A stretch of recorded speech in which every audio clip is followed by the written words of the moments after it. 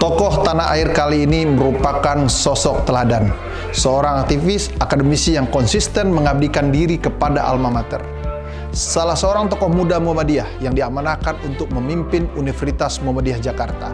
Anda kalau terkait dengan masalah kebenaran, Anda harus berani melawan, Anda harus berani membela, gitu kan.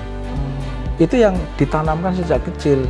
Di balik pengalaman dan kerja keras beliau sedari muda, banyak harapan dan tantangan yang saat ini menunggu beliau untuk membawa Universitas Muhammadiyah Jakarta menjadi universitas kelas dunia.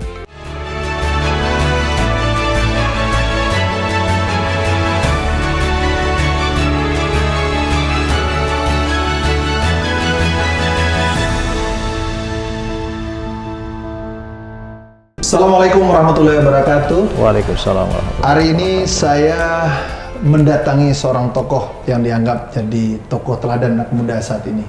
Seorang yang mungkin secara brand ataupun dedikasi beliau tidak diragukan lagi kapasitasnya. Hari ini juga kita melihat nama beliau menjadi tokoh muda yang memimpin suatu universitas swasta terbesar di Indonesia dan harapan tertumpu pada beliau. Inilah nakoda baru dari Universitas Muhammadiyah Jakarta, Pak Ma'mun Murad. Chief, terima kasih banyak atas waktunya Pak Rektor. Terima kasih sama-sama, Mas. Ini kita berusaha untuk apa ya? Saya selalu cerita ini cara kita menjadi muazin Pak Rektor. Jadi kita berkumandang baik, menyeru, gitu ya? Menjadi karena banyak sekali anak muda sekarang memang kehilangan arah inspirasi. Dan saya merasakan itu dalam sebagai orang yang mengkaji media Pak Rektor. Iya. Dan saya terapresiasi Pak Rektor meluangkan waktu untuk ini bisa sharing berbagi, mengingatkan nostalgia masa lalu kembali bagaimana seorang Dr. Ma'mun Murad Abarbasi itu dalam kehidupan beliau. Kita langsung saja Pak Rektor, sebelum kita mulai saya ingin ibarat anak mudanya ada sebuah seni lah, ibaratnya kuis. Tapi kuis ini sebenarnya membayangkan kondisi-kondisi Pak Rektor. Satu kata ini imajinasinya sama dengan satu kata apa? Jadi ini seperti tes, bukan ujian disertasi ya. Pak Rektor, kata-kata dosen apa itu? Ya, dosen itu harus menggambarkan keadilan, netralitas dalam pengertian keilmuan, gitu ya. Tidak boleh juga menjadi suara dari kelompok-kelompok tertentu yang tidak berpihak kepada kebenaran. Oke, itu dosen. Kalau buku itu mengajak kita untuk pintar. Kalau kaitannya dengan dosen, maka pilihan kita itu tidak lain harus membaca. Membaca adalah keniscayaan. Oke. Terakhir, Muhammadiyah. Muhammadiyah itu contoh dari sebuah organisasi yang selama ini punya komitmen untuk melakukan kerja-kerja kemanusiaan. Wah, udah berarti kumlot ya. Oke, kita sudah satu frekuensi dengan Pak Rektor. Pak Ma'mun, banyak orang tidak paham ketika mempelajari perjalanan hidup ini, seolah orang menjadi seorang, oh iyalah dia itu menjadi orang keluarga ningrat dan dulu kalau bahasa dulunya, kemudian anak si Anu, kemudian ini dan sebagainya. Ternyata seorang rektor Universitas Muhammadiyah Jakarta itu, ini orang yang sebenarnya dalam sebuah pengalaman alami lahir dengan sebuah perjuangan, dan perjuangan ini tidak paham. Kalau boleh sedikit cerita Pak Rektor kepada teman-teman muda, bagaimana seorang Ma'mun Murad itu Pak Rektor ketika kecil? Iya, saya memang dididik ya waktu kecil itu dengan didikan agama. Jadi kalau menggunakan variannya Clifford Geertz itu ya kira-kira keluarga saya itu masuk kategori keluarga santri. Ya. Jadi bukan priayi, tapi juga bukan abangan, jadi masuk kategori santri yang sejak kecil itu dididik ya, TK, kemudian sudah harus bisa membaca Al-Quran dengan baik, gitu ya. Bacaan-bacaan gharib, muskilat itu sudah diajarkan sejak saya SD, gitu kan. Itu di mana tuh Pak Rektor? Itu di kampung di Brebes ya, di kampung. Desa saya itu Jagalempeni, di Wanasari kecamatannya di Brebes gitu kan. Dan kebetulan mbah saya itu hafidz ya. Jadi seorang hafidz ya, 30 juz, dan waktu itu hafidh waktu itu masih langka. Belum tentu satu desa itu ada. Kalau sekarang kan sudah menjamur ya. Mungkin karena kecintaan terhadap Al-Quran pada saat ini sudah cukup baik ya dibandingkan dengan dulu. Dan kemudian ya saya dididik, ya mohon maaf mungkin kalau bahasa ininya ya, bahasa agak, kalau dalam konteks pendidikan anak sekarang itu mungkin tidak tepat. Jadi cukup keras. Terutama kalau pendidikan agama. Jadi kalau habis pulang SD, sekolah SD kan sore harus madrasah. Itu kalau tidak sekolah itu dikejar-kejar itu. Mana mainnya itu dicari itu kan. Itu dicari bapak atau ibu? Justru mbah yang nyari. Mbah yang ngalah ya. Mbah termasuk juga ibu itu ya. Ibu. Nah, terus kemudian karena pendidikan agama itu betul-betul ditanamkan betul. Saya sampai sudah SMP saya kan negeri itu ya. Pulang jam 1 itu Mas, sampai rumah jam 2 kurang seperempat. Istirahat sebentar harus ke Diniyah Wusto gitu kan. Jadi sekolah Diniyah tapi yang Wusto, kira-kira di atasnya SD lah gitu kan. Tapi ya mungkin hanya bertahan sekitar 2 tahun karena tidak kuat juga secara fisik gitu ya. Dan saya masih bisa main bola sorenya. Iya. Itu yang paling mahal tuh gitu ya, kebebasan. Itu ya. Betul. Jadi memang saya membayangkan lah kalau anak sekarang dididik dengan cara seperti itu gitu kan. Tapi alhamdulillah, jadi memang ada sisi positif dari pola mendidik orang masa lalu ya, terutama dari keluarga saya ya. Saya merasakan bahwa apa yang dulu ditanamkan oleh terutama mbah saya ya, mbah kakung saya, oleh ibu saya ya, termasuk ibu saya yang juga cukup keras itu saya merasa bahwa sekarang itu saya menuai manfaatnya gitu kan. Menuai manfaat yang tidak terbilang, karena saya dulu kalau habis maghrib itu Mas di kampung saya mengajari itu anak-anak membaca Al-Quran gitu ya. Dari habis maghrib sampai habis isya, kira-kira jam-jam 8 baru selesai. Habis itu kemudian baru belajar untuk SMP-nya gitu kan. Karena paginya siangnya sudah agak capek, kadang belajar juga sambil ngantuk-ngantuk. Bukunya yang nonton orangnya karena jatuh terus. Terus memang apa ya, saya juga sejak kecil itu sudah bersinggungan dengan cerita-cerita politik gitu. Oke. Itu dari mbah juga? Dari Pak D gitu kan. Pak D itu ya. Jadi makanya tidak heran kalau kemudian saya juga ketika sudah menginjak SMA, S1, S2, S3 itu banyak juga bersentuhan dengan politik gitu ya. Karena sejak kecil saya sudah dicekoki bahasa-bahasa politik gitu kan. Dia cerita soal PKI, cerita soal Pak D saya yang pada saat itu sering keluar masuk penjara gitu kan. Karena kemudian tinggal di Jakarta, tapi waktu itu kan masih mendukung P3 gitu ya. Jadi masih mendukung P3, kemudian terlibat dalam pemilu juga, terus bahkan cerita-cerita soal PKI juga, soal DI-TII gitu ya.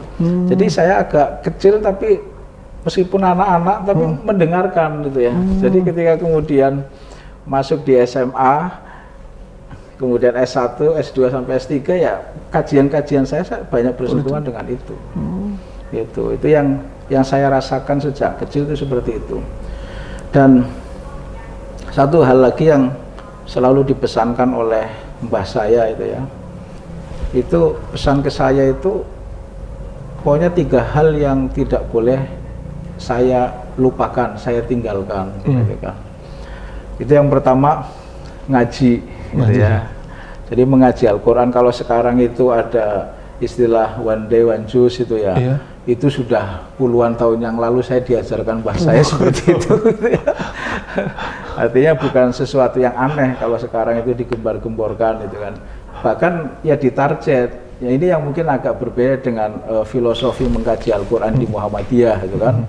Kalau di Muhammadiyah tidak perlu membaca yang terlalu banyak-banyak, yang penting dikaji artinya, kemudian isinya apa, kemudian diamalkan gitu kan. Tapi lepas apapun, dua konsep ini sebenarnya harus berjalan beriringan ya.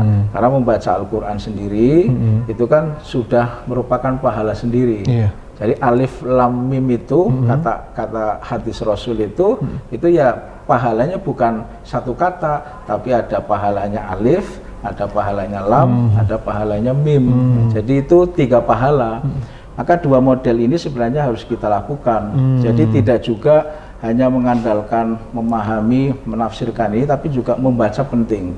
Karena membaca Al-Quran dengan lancar, dengan baik juga penting, supaya kira-kira tidak memalukan lah. Iya. Itu jadi membaca Al-Quran. Kemudian sholat duha, itu ditanamkan betul. Terus kemudian sholat malam, gitu ya. Kalau puasa Senin Kemis itu hanya pesan pas saya mau masuk pesantren, itu ibu yang memesankan, itu ya, yang pesan, karena mbah waktu itu sudah meninggal ya. Jangan lupa puasa Senin Kemis, itu kan. Dan itu yang kemudian memang saya lakukan, ya. Yang pesan-pesan itu ya bisa disebut sampai sekarang lah. Itu saya lakukan terus, gitu kan. Dan saya merasa bahwa hidup itu memang tidak bisa bergantung sepenuhnya kepada manusia, gitu kan. Karena logika hidup kita itu kalau menggunakan logika manusia itu tidak nyambung, tidak sepenuhnya nyambung, tapi juga harus menggunakan logika Tuhan, logika Allah Subhanahu Wa Taala. Jadi kira-kira itu gambaran saya ketika kecil itu memang didikannya cukup keras, terutama dalam hal agama. Bahkan yang menarik itu Mas, ibu saya itu kalau ngajarin Al-Quran saya, kalau saya belum bisa-bisa itu Al-Qurannya sampai ditekan-tekan pakai pulpen sampai sobek-sobek. Itu cerita-cerita dulu memang orang tua saya itu luar biasa itu kan, cara mendidik anak itu kan. Cuma kalau sekarang itu ya, itu kadang orang tua saya itu ya cerita-cerita kalau lagi ngobrol, iya ya, kalau bahasa Indonesianya gitu. Iya ya, Mun, kamu dulu itu kalau saya ngajari kamu itu keras banget gitu kan. Tapi kan kamu sekarang sudah tahu kan manfaatnya. Nah ini yang tidak dirasakan oleh teman-teman muda, mungkin anak-anak sekarang ya Pak. Iya, betul. Ya. Jadi secara tokoh itu Mbah itu mengajarkan filosofi fundamen agama itu ya? Iya, jadi betul. Dan itu sebenarnya kalau di kampung saya, karena dulu itu kan saya kan mbah saya itu kan ya bisa disebut tokoh agama di situlah, di desa saya itu kan. Di desa saya tentu memang ini perlu juga disampaikan, jadi kalau di kampung saya ya pada saat itu ya memang hampir semuanya NU itu ya. Jadi tradisi-tradisi yang diajarkan ke saya pada saat itu ketika awal-awal saya sampai dengan katakanlah sampai dengan tingkat SMA itu kan saya hidup dalam sebuah kultur NU ya, kultur ya Islam tradisi ya. Betul. Yang memang cukup kuat pada hal-hal seperti itu gitu kan, dan saya merasakan cukup manfaatnya gitu kan. Jadi sampai orang dulu itu kan begini ya, sampai misalnya ketika saya masuk pesantren itu pesannya hanya 2 hal. Pokoknya kamu kalau pulang itu ya bisa jadi imam, bisa mimpin tahlil. Tradisi banget. Ya. Terus termasuk bisa khutbah itu kan, bisa khutbah itu kan. Dan ini yang kemudian ya otomatis ditanamkan seperti ini. Jadi kalau ketika pulang nyantri itu kan, misalnya pulang pas sedang liburan kayak gitu, dipaksakan itu suruh ngisi pengajian di musolah mana itu kan. Terus nggak tahu ngomongnya apa, pokoknya dipaksakan suruh ngisi itu kan. Terus nanti ada Pak D saya atau ada siapa yang nonton di situ, itu kan sambil mendengarkan, itu kan. Nanti habis itu dievaluasi, gitu kayak. Jadi memang, itu pesantren Mas Mamun kan SMP negeri tuh. Iya. Pesantren di Tambak Beras, SMA, itu pesantren. Iya, SMA Tambak Beras ya. Di Tambak Beras itu pesantren NU itu Mbah Wahab, gitu ya. Iya. Jadi pendiri NU itu Mbah Wahab Hasbuah, pesantren Bahrul Ulum, gitu ya. Itu salah satu dari 4 pesantren besar di betul, Jombang ya, betul. Karena selain ada Tebu Ireng, ada Tambak Beras, kemudian ada Darul Ulum, ya juga ada Mambaul Ma'arif gitu ya. Jadi Denayar. setiap tahun balik biasanya libur, Iya. itu disuruh dakwah, jadi pendakwah. Jadi suruh ngisi Oke, itu oke. kan. Kadang juga nggak tahu isinya apa, itu yang penting itu konteksnya ngetes keberanian Iya, gitu iya. ya. Bicara di depan umum gitu kan. Bahkan waktu itu karena sudah tradisi kuat seperti itu. Ini ada cerita menarik waktu itu kira-kira saya semester berapa ya? Semester 1 atau semester 2 itu kan. Karena di kampung saya itu ada dua bisa disebut ulama yang termasuk besar lah ya. Jadi selain mbah saya itu juga ada kiai. Kalau ini langsung muridnya Mbah Hasyim Hadratus Syekh Hasyim Asy'ari itu ya. Namanya Kiai Syihabuddin Tahmid itu. Itu dua kiai besar lah termasuk di desa saya gitu kan. Jadi suatu ketika saya khotbah di desa itu, gitu kan, bulan puasa itu. Ya karena saya itu memang sejak kecil dididik politik, ketika di kampus juga masuknya politik, gitu kan. Apapun saya pokoknya bicara politik. Kalau bisa suruh ngisi ceramah kecil-kecilan juga ceramahnya soal politik, gitu kan. Nah khotbah itu saya khotbah soal politik. Khotbah soal politik. Ini saya kira cerita yang menarik ya. Ini bukan soal itu beliau almarhum kiai yang luar biasa. Saya hormat betul kepada Kiai Syihabuddin Tahmid itu. Nah pas khotbah politik itu saya diturunkan. Jadi saya disuruh turun gitu kan. Sampai itu dari belakang itu bilang turun gitu kan. Saya cukup kaget juga disuruh turun itu kan. Waduh, ini syaratnya, perasaan saya syarat rukun, rukunnya sudah lengkap gitu kan, rukun khotbahnya sudah lengkap, apa yang salah gitu kan, turun itu kan, akhirnya digantikan oleh khotib yang lain gitu kan, khotib yang lain itu, sudah pulang dari masjid ya mukanya merah padam lah kira-kira, bayangkan saja itu kan, khotbah diturunkan itu kan, habis langsung sampai rumah saya minta diantar itu kan, diantar sama orang masjid. Diantar ke rumah beliau, ke rumah Pak Kiai itu kan. Saya kepengen nanya kira-kira apa itu salah saya itu kan. Saya tidak tahu keberanian itu sudah tumbuh gitu kan. Sejak mungkin karena sudah ini ya, sudah ditanamkan sejak kecil itu. Bahkan nanti ada cerita yang cukup menarik gitu waktu SMA itu. Akhirnya kemudian saya datanglah ke rumah Kiai ini gitu kan. Kiai Syihabuddin itu. Saya tanya ya karena Pak Kiai ini kan dengan mbah saya sangat dekat ya seperti saudara gitu kan. Cuma mbah saya kan waktu itu sudah meninggal ya. Saya kelas 3 SMP itu mbah saya meninggal. Nah, ketika saya tanya apa salah saya kira-kira begitulah. Saya merasa rukun khotbah saya lengkap gitu kan. Kok disuruh turun gitu kan. Kiai itu tidak menjawab apapun gitu kan. Tidak menjawab apapun, tidak menjelaskan apapun gitu kan. Terus akhirnya kemudian saya pulang lah gitu kan, karena saya tidak menjawab apapun gitu kan. Nah, tapi di orang-orang kan ramai gitu kan, karena khotbah diturunkan gitu kan. Khotbah diturunkan ramai gitu kan. Dilalah mas gitu kan. Ya sebenarnya tidak ada dilalah, semuanya sudah Allah yang mengatur gitu kan. Lebaran waktu itu pas hari Jumat gitu kan. Jadi Jumat sebelumnya saya diturunkan, pas Lebaran Jumat, gitu kan. Nggak ada khotib yang berani naik, gitu kan. Nggak ada khotib yang berani naik di mimbar itu. Padahal saya tahu itu ada beberapa orang yang biasa khotbah, gitu kan. Akhirnya kemudian karena tidak ada yang naik itu, gitu kan, saya naik itu khotib itu. Ini cerita yang paling menarik. Saya naik khotib, gitu kan.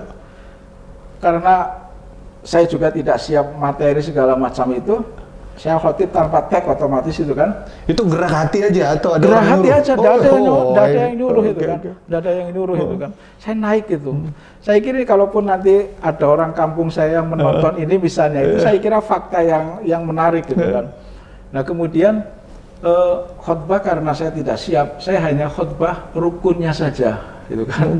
Artinya tidak ada penjelasan lebih jauh dari misalnya muqaddimah yang saya sampaikan, tidak ada materi yang lain lah gitu kan.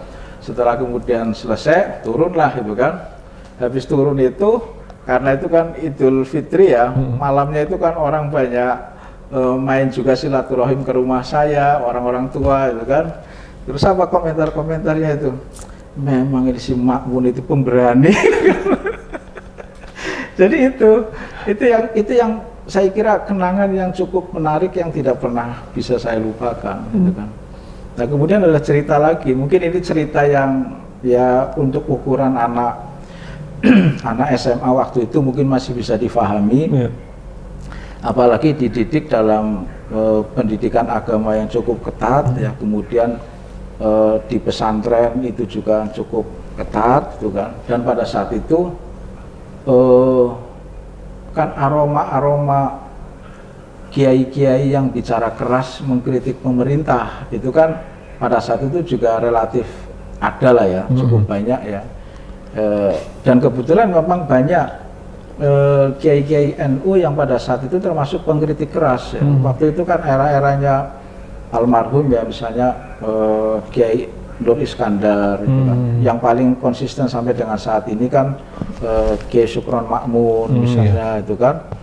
Terus nah itu hubungan antara beberapa kiai, apalagi kemudian mungkin imbas dari penyederhanaan partai itu ya tahun 73, kemudian soal RUU aliran kepercayaan tahun 78, P4 segala macam itu kan. Jadi perlawanan-perlawanan di sebagian kelompok Islam, apalagi yang garis-garis Masyumi, karena Masyumi itu bukan hanya Muhammadiyah, dari NU pun yang garis Masyuminya itu juga masih cukup banyak itu kan.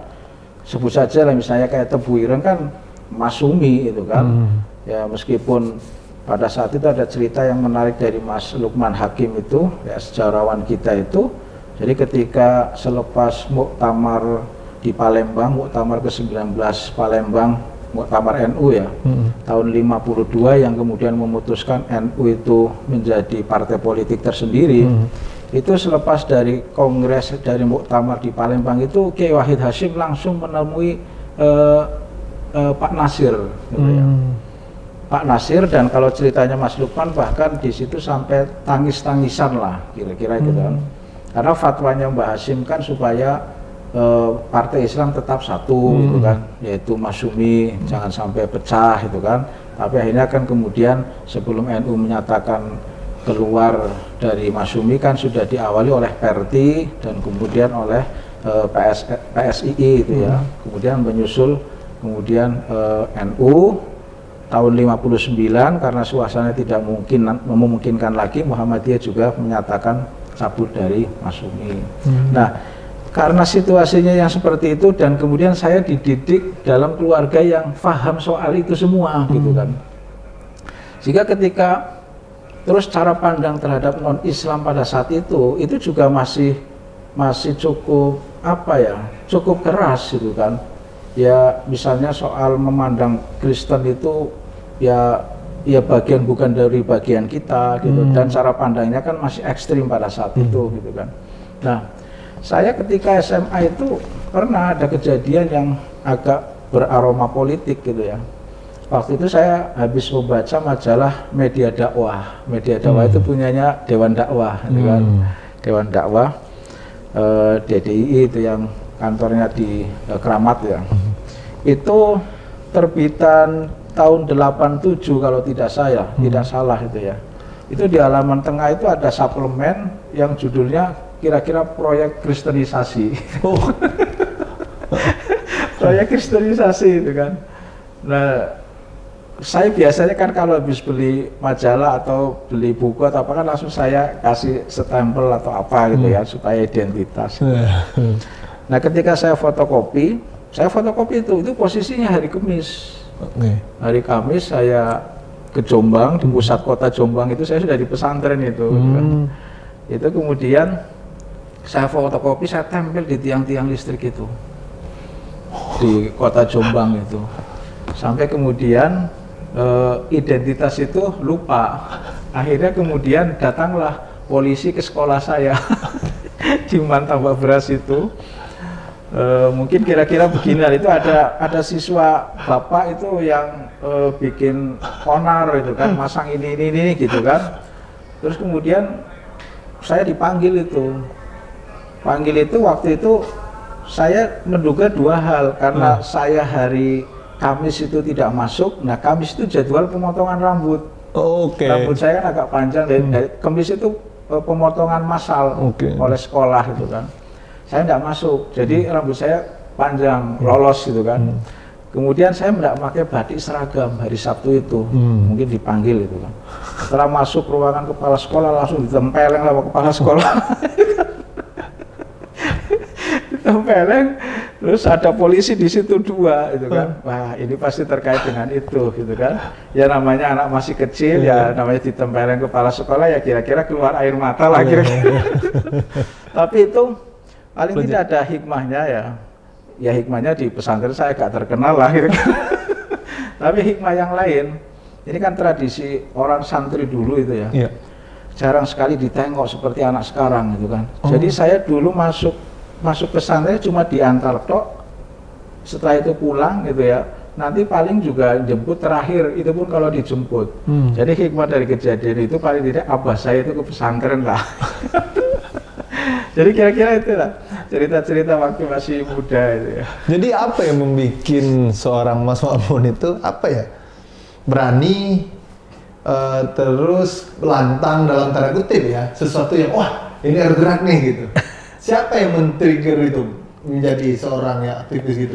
Jadi gini apa ya, karena yang dicekoki terus itu ya, pokoknya Anda kalau terkait dengan masalah kebenaran, Anda harus berani melawan gitu kan. Anda harus berani membela gitu kan. Itu yang ditanamkan sejak kecil gitu kan. Jadi lucu, saya itu sudah kuliah, sudah apa gitu ya. Sudah sampai kuliah, bahkan sudah S2 itu. Itu kalau ada persoalan-persoalan di kampung, di desa itu, hal-hal yang tidak benar ya ikut ngomong juga. Jadi mungkin karena tradisi itu gitu ya. Dan tapi saya juga begini.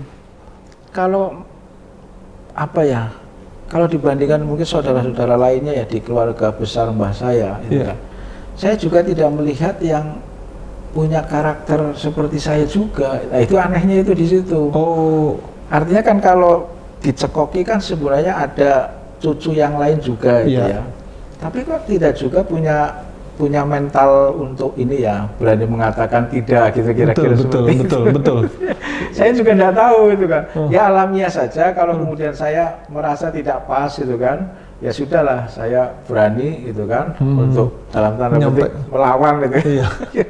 Menyampaikan kebaikan sebenarnya kan dengan konteks kebenaran, karena orang kan nggak berani kalau ada 1000 warna putih. Udahlah kita ikut aja lah, walaupun ya itu lebih baik satu di antara 1000 jadi warna merah daripada sama kan gitu. Kalau kamu lihat kayak gitu, contoh dari yang dakwah tadi ya, ketika orang nggak berani udah kena skor minggu lalu seharusnya kan harus tampil lagi kan gitu. Jadi itu kan nggak semua anak muda yang bisa meyakinkan dirinya bahwa dia tuh mampu memimpin diri dia. Nah dari pelajaran pengalaman ini apalagi Mas Ma'mun yang value yang bisa dibagi ke teman-teman? Jadi memang itu soal kejujuran gitu ya. Kejujuran. Jadi kejujuran ya itu melekat juga ke saya ya. Termasuk juga soal integritas untuk berani mengatakan tidak gitu ya. Sebisa mungkin itu ya antara omongan dengan ucapan, omongan dengan kelakuan itu sama gitu ya. Itu yang juga saya merasa penting ya, didikan sejak kecil seperti itu. Saya kira juga bukan hanya keluarga saya ya, pasti kebanyakan orang tua juga mengajarkan seperti itu. Cuma kemudian bagaimana sih kita merespon katakanlah ajakan atau ajaran yang seperti itu. Gitu. Nah saya mengambil posisi pada sikap yang seperti itu, gitu kan. Jika kemudian ya saya relatif sering dalam tanda petik berhadapan gitu ya. Banyak cerita-cerita ketika saya kuliah gitu ya. Jadi ketika kuliah saya sudah berhadapan dengan militer, berhadapan dengan polisi gitu ya. Jadi ketika ada kejadian ketika kuliah, meskipun saya kuliah di Malang yang jauh dari Jakarta gitu kan, tapi hampir setiap kegiatan besar di Jakarta itu saya hadir gitu kan. Iya, ini kalau Mbak Mega mendengarkan itu bagus juga itu Ibu Megawati Soekarno Putri.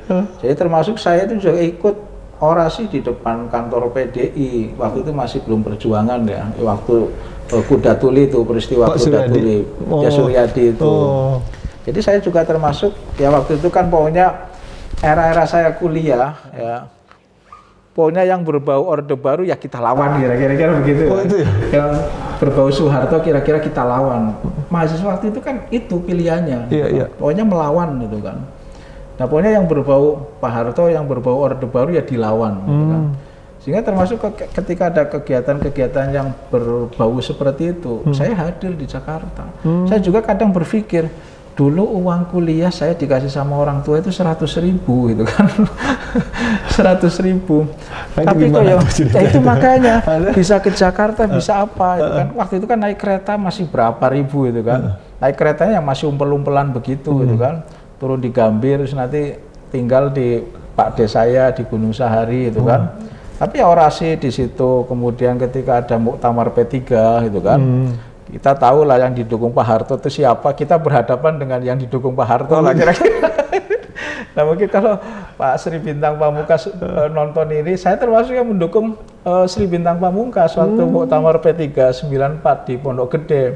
Kejar-kejar polisi juga, sampai ketangkap juga, diinterogasi di asrama Pondok Gede itu ada polisi, kantor polisi sektor lah kecil itu di situ. Ya, saya termasuk diinterogasi di situ gitu kan. Dan kemudian pada saat saya menjadi ketua, kalau sekarang kan ketua umum BEM fakultas ya. Saya dulu masih senat fakultas itu kan. Dan saya berbarengan juga menjadi semacam kayak ketua LDK kampus ya, lembaga dakwah kampus gitu kan. Itu saya pada saat saya menjadi ketua BEM itu ada peristiwa yang cukup menarik juga. Saya kira teman-teman di UMM itu masih ingat itu ya. Itu sepeda motor polisi itu dibakar di kampus UMM itu. Kemudian ada satu yang dibakar, kemudian 4 itu dimasukin di kolam yang cukup dalam ya, di depan gedung yang lantai 6 di UMM itu kan. Ya untungnya waktu itu kan tradisi budaya telepon ke media-media kan masih ada ya, sehingga praktis tidak ada koran yang memberitakan ya. Kecuali koran Surya itu yang memuat gambarnya saja, gambar motor yang dibakar terus dikasih komentar sedikit gitu kan, sama koran Surabaya Post yang terbit sore yang dipimpin oleh Ibu Tuti ya pada saat itu yang memuat berita tapi juga kecil gitu kan. Nah buntut dari peristiwa itu saya kan dianggap sebagai dalang dari peristiwa itu. Padahal saya justru yang mengamankan polisi, tapi tidak tahu pokoknya ceritanya lah.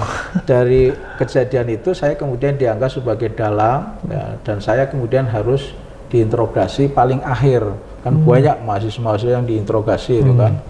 Ketika diinterogasi juga saya sudah mulai lah kira-kira berani melawan gitu kan. Jadi ketika diinterogasi itu, ya saya ditunjukkan banyak foto teman-teman saya yang bakar itu kan. Kan mayoritas mahasiswa FISIP waktu itu. Tunjukin nama ini, tunjukin nama, ada juga yang sudah meninggal itu kan. Terus saya ditanya sama polisi itu, sama militer waktu itu masih militer, belum polisi. Saya tidak kenal itu kan. Nah, tapi kemudian sisi positif dari pasca kejadian itu, hubungan UMM dengan Polresta Malang itu semakin bagus gitu kan. Dan Polresta Malang juga sepeda motornya diganti semua itu sama kampus itu kan. Kasus apa tuh, gara-gara apa tuh? Jadi waktu itu kan awalnya itu ada mahasiswa komunikasi ya yang ditilang polisi. Kemudian lari aja ke kampus gitu kan. Nah, polisi ngejar lah satu masuk kampus. Kok ini polisi, mungkin teman-temannya kan berpikiran, ini kok teman saya ngejar ke kampus kok enggak balik-balik itu kan. Akhirnya kemudian 4 polisi datanglah ke kampus pakai sepeda motor semua itu kan. Pakai sepeda motor semua, dan waktu itu sudah di dalam itu suasananya sudah panas. Sepeda motor itu sudah dinaiki, polisinya saya amankan lah ke ruang Pak Wakil dulu itu pembantu rektor ya, Pak Muhajir yang Pak Menko PMK sekarang.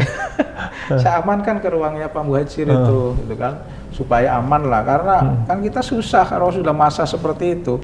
Itu sepeda motor polisi sudah untuk orasi. Orasinya apa? ya mengecam Orde Baru, mengecam Soeharto pada saat itu gitu kan. Nah, sampai akhirnya kemudian diinterogasi banyak, selesailah persoalan itu gitu kan. Tapi kan menyisakan sisa bahwa seorang Ma'mun adalah dalang dari peristiwa itu.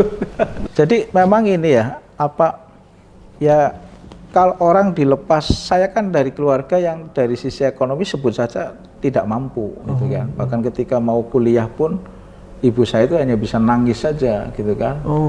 Jadi tapi kemudian pokoknya saya kuliah gitu kan. Pokoknya saya kuliah. Dan dilala kemudian, nah ini yang kemudian yang mungkin irasional ya, kalau berpikirnya dengan logika manusia saja itu mungkin irasional. Saya setelah S1 selesai Mas langsung daftar di UNER. Itu betul-betul ini ya, saya hanya coba-coba saja lolos atau tidak gitu kan. Alhamdulillah kemudian lolos gitu kan. Saya langsung ambil S2 di sana gitu kan. Kemudian ya dikasih beasiswa sama Pak Fasih almarhum ya, waktu itu menjadi wakil direktur Pasca dan dalam perjalanannya pernah menjadi ketua pimpinan wilayah Muhammadiyah Jawa Timur ya, almarhum. Nah itu profesor, pernah menjadi rektor UNER juga, ya pernah menjadi rektor, dan itu saya dibantu banyak oleh Pak Fasih ya, semoga Pak Fasih di sana ditempatkan yang terbaik oleh Allah Subhanahu wa Ta'ala gitu ya. Nah itu ya saya otomatis ketika kuliah itu sudah ya nyari sendiri ya, tidak bergantung kepada orang tua gitu kan. Nah yang menarik kemudian dari itu tadi, kalau orang dilepas dalam posisi yang dia tidak ada apa-apa kan dia akan struggle gitu kan. Akan ada daya juang, daya tarung dan lain sebagainya. Ya saya pikir jalan yang terbaik itu ya harus dengan mengandalkan tulisan. Tulisan, karena sejak S1 saya sudah sedikit-sedikit nulis gitu ya. Sedikit-sedikit nulis, bahkan ketika S1 itu saya sudah bisa nulis, tulisannya tembus di koran Pelita, waktu itu masih elit Pelita itu. Koran Pelita itu masih elit sampai kira-kira pertengahan 90-an itu masih elit itu ya. Bahkan saya nulis dalam satu kolom itu, satu halaman itu satu kolom tulisan saya tok gitu kan. Soal Indonesia sebagai anggota tidak tetap PBB waktu itu gitu kan. Itu saya merasa ini ya, merasa bangga, dan ketika kuliah ya saya mengandalkan tulisan itu. Nah, dilalah itu kan. Tapi semuanya sudah setting Allah mungkin itu ya. Saya satu kelas dengan Mas Maksum. Nah, Mas Maksum itu waktu itu menjadi redaktur opini Jawa Pos. Redaktur opini Jawa Pos. Saya satu kelas gitu kan. Jadi ya relatif tulisannya bisa sering dimuat. Honornya keluar. Dan yang menarik itu saya semoga ini juga doa yang terbaik untuk Mbak Umi Jawa Pos itu ya. Jadi ketika misalnya tulisan dimuat tadi pagi Mas gitu, saya sorenya itu langsung ke Jawa Pos itu minta honor itu kan.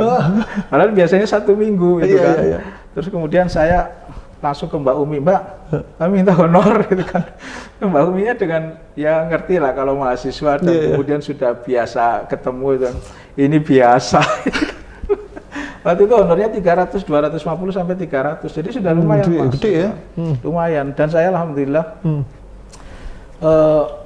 dapat beasiswa, kemudian tesis saya itu hasil ini ikut lomba penulisan tesis itu ya, di waktu itu masih dikoordinir oleh Yayasan Ilmu Sosial.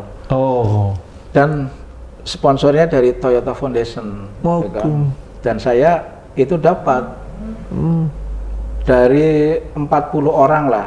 40 orang dari seleksinya itu ratusan lah itu kan. Seleksinya ratusan, tapi alhamdulillah saya kemudian mendapatkan itu salah satu dari 40 orang yang mendapatkan beasiswa itu, dan itu kalau dirupiahkan saat itu ya sekitar 11.000, kan? 11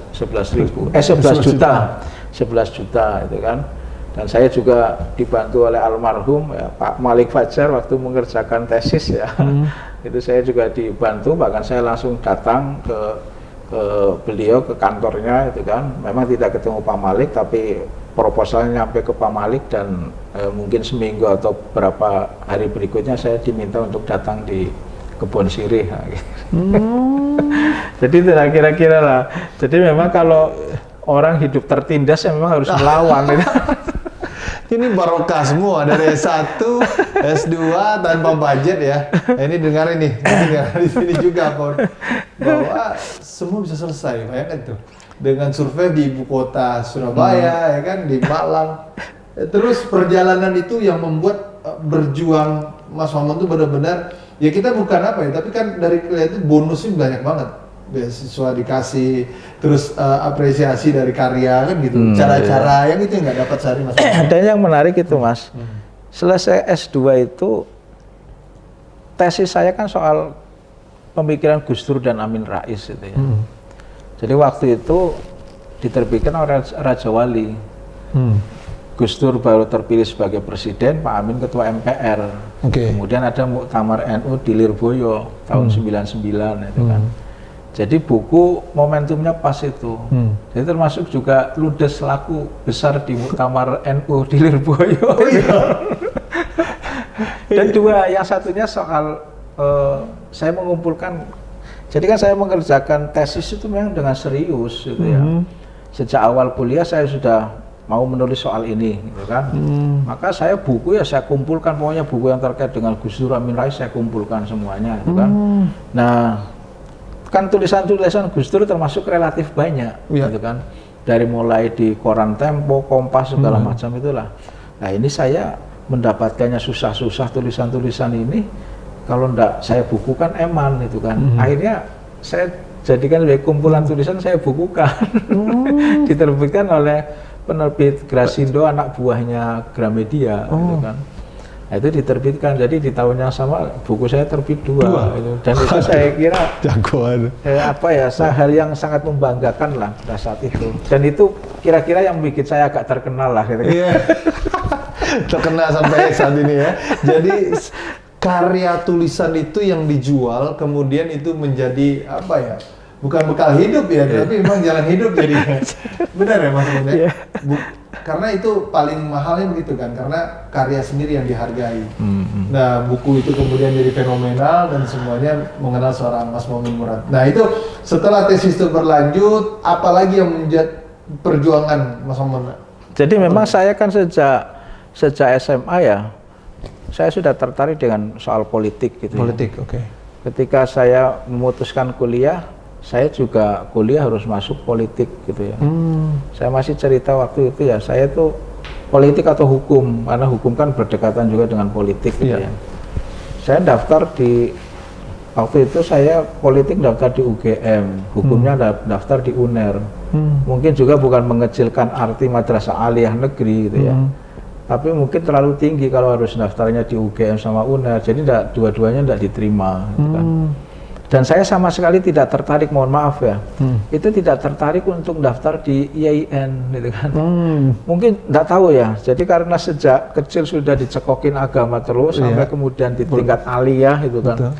Masa kemudian kuliah mau di agama lagi juga. Jadi ketika teman-teman saya, kan kalau alumni dari madrasah aliyah saya bisa disebut digaransi lah untuk masuk ke IAIN gitu ya. Itu masuk di IAIN itu semacam digaransi bisa masuk lah, meskipun tentu ada tes-tes formal itu ya. Saya tidak tertarik sama sekali. Jadi yang lainnya daftar di Sunan Ampel, daftar di Kalijaga, daftar di Wali Songo misalnya, termasuk di Syarif Hidayatullah, saya tidak tertarik sama sekali. Nah ketika tidak diterima ya, saya pokoknya harus kuliah, dan kuliahnya di politik gitu. Akhirnya jatuh pilihan lah di UMM. Nah mulai di UMM itulah saya bersentuhan dengan Muhammadiyah. Jadi bahasa kasarnya itu ya, saya menjadi Muhammadiyah itu berproses dari ketika kuliah. Jadi kalau Mas Mukti itu punya cerita yang menarik ya, Pak Abdul Mukti, sekretaris umum PP Muhammadiyah. Ketika mau kuliah di IAIN Wali Songo itu dipesan sama saudaranya, sama Pak D-nya atau apa ya. Pokoknya kamu kalau kuliah tidak boleh aktif di HMI atau apa ya, di HMI gitu kan. Karena HMI kan dianggap Muhammadiyah gitu kan pada saat itu. Pokoknya masuknya di PMI aja, pokoknya selain HMI gitu kan. Nah kemudian masuklah Mas Mukti di IMM gitu kan. Jadi ketika ditanya itu kan, ketika ditanya kamu masuk apa? Pokoknya saya masuknya yang bukan HMI. Apa itu IMM? Nah itu termasuk Mas Mukti juga mengalami proses itu. Nah saya termasuk juga mengalami proses itu. Jadi ya ada proses, ada becoming, ya, ada proses untuk menjadi Muhammadiyah, dan saya mulai dari kuliah lah itu kan. Saya masuk IMM, saya berkenalan banyak Muhammadiyah, tentu saya sampaikan apa adanya bahwa ketika pertama kali masuk di IMM, masuk di Muhammadiyah, tentu adalah benturan-benturan antara kultur Nahdliyin dengan kultur di Muhammadiyah, ya paham-paham keagamaan di Muhammadiyah gitu kan. Tapi nampaknya yang banyak mempengaruhi saya untuk serius kemudian bermuhammadiyah itu lebih pada aspek sosial di Muhammadiyah yang saya rasakan gitu ya. Yang saya rasakan itu, kok Muhammadiyah kok orangnya begitu pemurah gitu kan, tulus gitu kan. Padahal dari sisi kuantitas itu sedikit, artinya dibandingkan dengan misalnya NU gitu ya, itu, tapi kok kemudian bisa bangun ini gitu kan.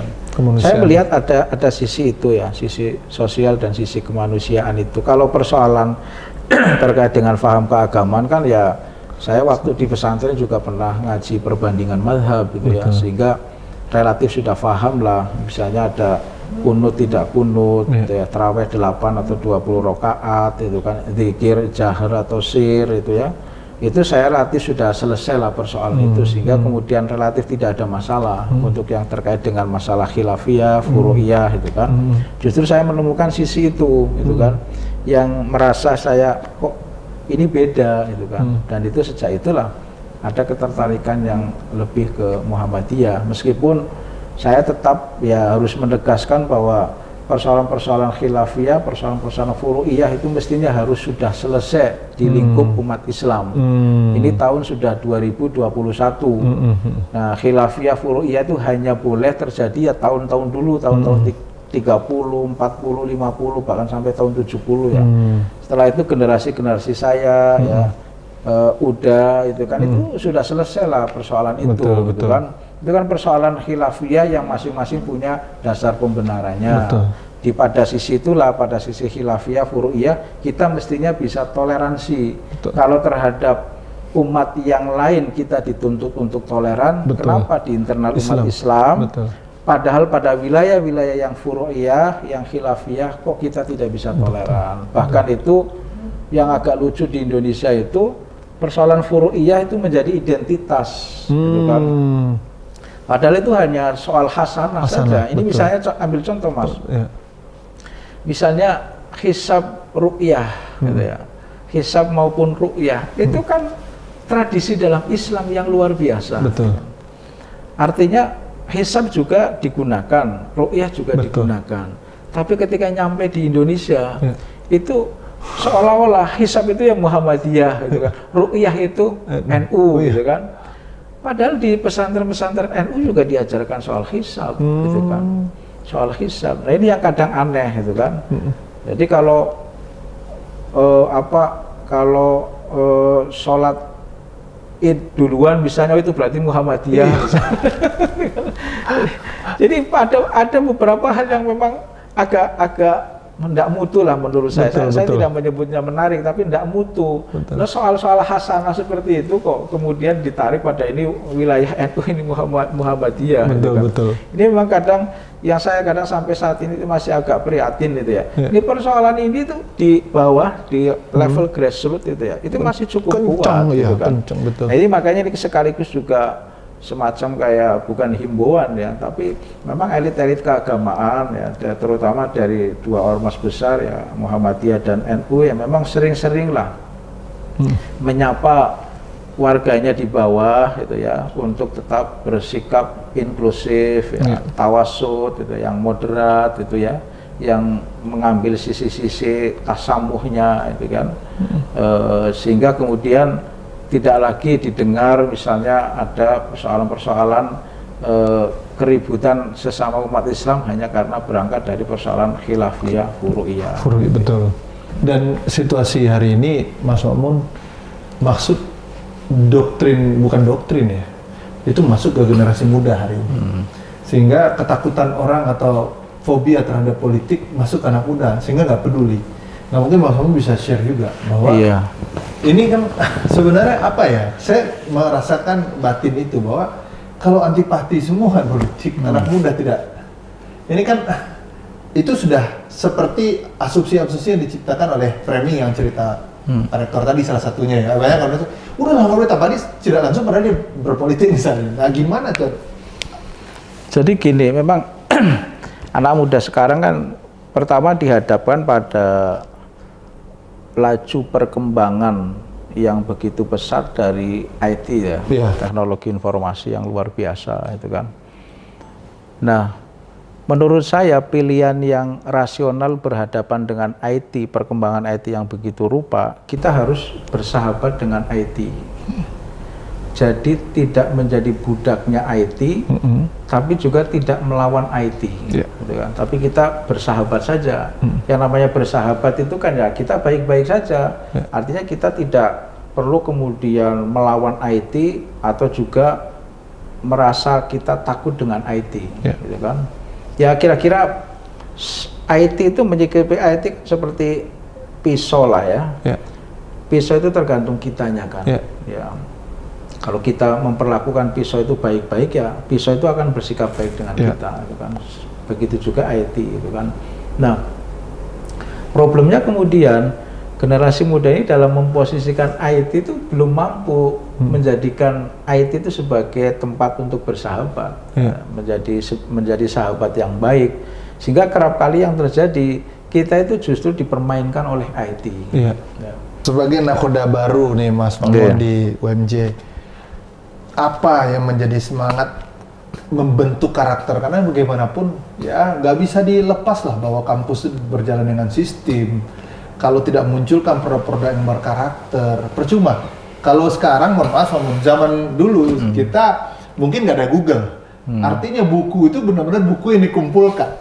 Kalau dapat pinjaman buku di pustaka itu waduh senangnya kampus. Nah hari ini mereka bisa cyber tembus kemana library manapun, pustaka manapun. Artinya banyak literatur. Nah tapi ujiannya begitu. Biasanya kalau orang udah kaya malas mikir kan begitu. Nah sebagai nakoda UMJ membentuk karakter itu apa yang Pak Rektor yang bisa yakinkan kepada generasi muda, mungkin bisa jadi contoh juga nanti. Iya, jadi begini, saya kira satu hal memang yang tidak bisa dilepaskan dalam proses kepemimpinan itu ya soal uswah itu ya. Kalau bahasa Al-Qur'an ya uswatun hasanah itu ya.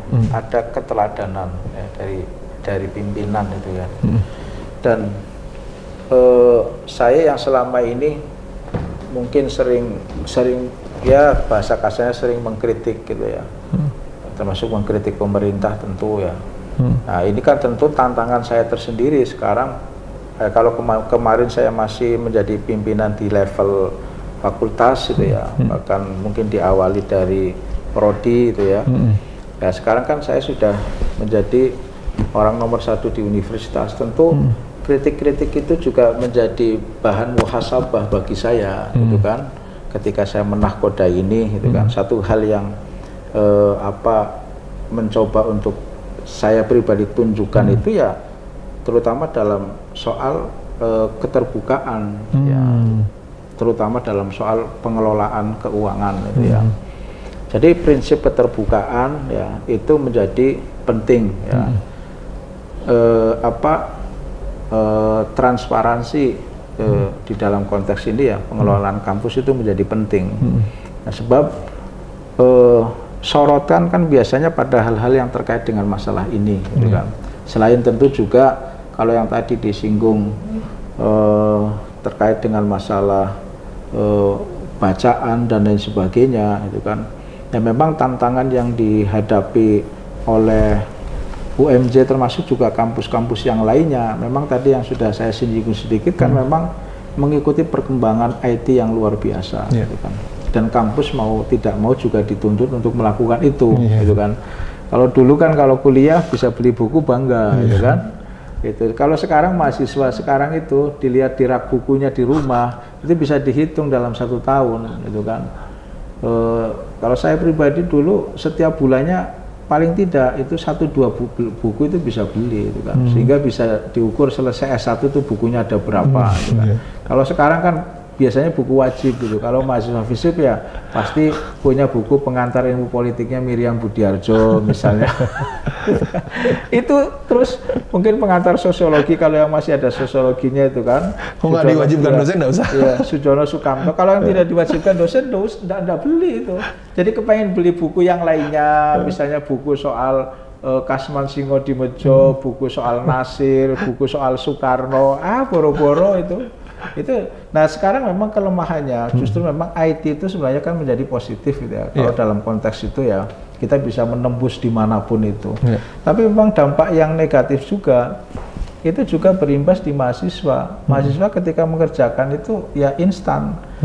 Pesan kepada generasi muda Indonesia nih Pak Rektor, dari seorang Makmun Murad yang paripurna secara keilmuan, paripurna secara pengalaman, dan ini meyakinkan mereka harus gini loh, yang memang value-value hidup ini yang harus diurai dan harus dipertahankan.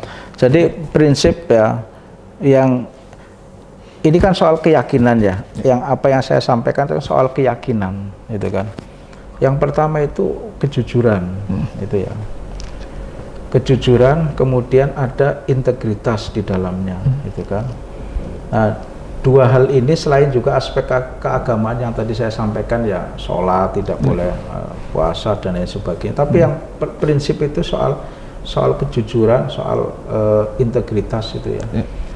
Seringkali orang berpikiran begini, saya kalau tidak nakal, tidak korup, tidak apa, itu nanti tidak bisa punya apa-apa, gitu kan. Jadi tidak ada keyakinan pada dirinya bahwa kan hidup itu kan soal pilihan itu kan. Mau baik itu ada jalannya, mau buruk juga ada jalannya, gitu kan. Soal pilihan saja. Nah keyakinan kita ada di mana, gitu kan. Nah seringkali orang itu tadi karena sudah tergerus pragmatisme, itu kan, akhirnya tidak yakin bahwa Tuhan itu adalah pemilik segalanya. Kalau kita bersikap jujur, bersikap integritas ya, punya integritas itu, wah saya itu enggak bisa nih jadi komisaris, saya enggak bisa ini jadi ini, saya enggak bisa jadi ini kalau kemudian saya tidak melakukan kebohongan, kita tidak bersikap pragmatis, kita tidak ABS, ya, kita harus ngomong yang sesuai dengan apa yang dipesankan, gitu kan. Sehingga kemudian lupa bahwa Tuhan itu punya segalanya, gitu kan. Dan saya jujur itu menjadi keyakinan saya sampai dengan saat ini. Bahwa saya mungkin sering dikasih peringatan soal apapun dari mungkin juga dari negara dan lain sebagainya, mungkin dari yang mungkin tidak suka dengan pernyataan-pernyataan saya sering mendapat peringatan, gitu kan. Itu ya itu sebagai konsekuensi saja, tapi kemudian tidak berarti kemudian kita harus diam, gitu kan. Itu yang prinsip yang seringkali kemudian bagi kebanyakan orang, saya sebut kebanyakan orang, karena kalau sudah dites itu seperti itu kok, yakin bahwa tiada Tuhan kecuali Allah misalnya, bahwa Allah itu maha segalanya, itu hanya ada di mulut, gitu kan. Tapi nanti bingung, gitu kan.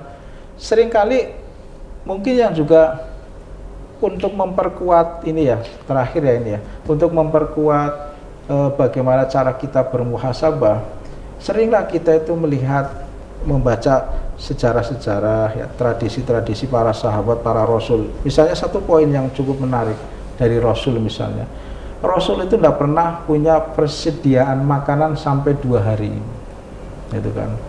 Artinya apa? Dia berjalan, Rasul hidupnya sesuai dengan keyakinannya saja. Nah sekarang kan kadang satu keturunan masih ada aja masih sudah bingung, gitu kan. Bahkan misalnya setengah bulan masih ada beras, itu sudah bingung, gitu kan. Rasul itu hanya 2 hari. Artinya kita hidup tidak usahlah terlalu kemudian menumpuk-numpuk harta. Yang bagus malah kita punya harta apa kita kasihkan. Nah yang dikasihkan itu nanti yang akan menolong kita ketika kita dalam posisi susah, itu yang akan menolong, itu yang akan hadir, gitu loh. Nah itu misalnya kalau saya ditanya, saya ada uang berapa di tabungan, ya bisa dicek lah, tanya ke bank-bank yang punya rekening saya misalnya, kan begitu. Nah itu seringkali keyakinan itu tidak hadir, gitu. Ini yang ya pesan juga untuk generasi muda ya, punya karakter, ya, punya kemauan untuk hidup beres, berani mengatakan yang benar, berani mengatakan yang tidak, gitu kan.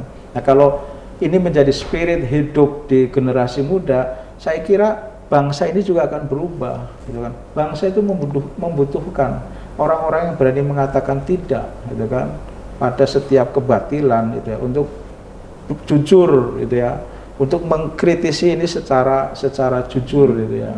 Itu kalau ini semua dilakukan, dan kita itu tugas kita Mas semuanya ya untuk melakukan ini semua, ya insya Allah bangsa ini juga akan baik. Gitu. Terima kasih Pak Rektor, inspirasi untuk teman-teman muda. Mudah-mudahan ini cara siar kita, karena banyak sekali orang muda yang pengen cara konkret. Ya kalau baca buku males, kisah, geografi, kan lama banget. Kalau ini cepat saji ibaratnya, mudah-mudahan menjadi manfaat. Sekali lagi terima kasih. Doa terbaik untuk Pak Rektor selalu mampu menakodai kapal besar ini dan selalu bermanfaat untuk menciptakan karakter anak muda masa depan Indonesia. Terima kasih. Assalamualaikum warahmatullahi wabarakatuh. Assalamualaikum warahmatullahi wabarakatuh.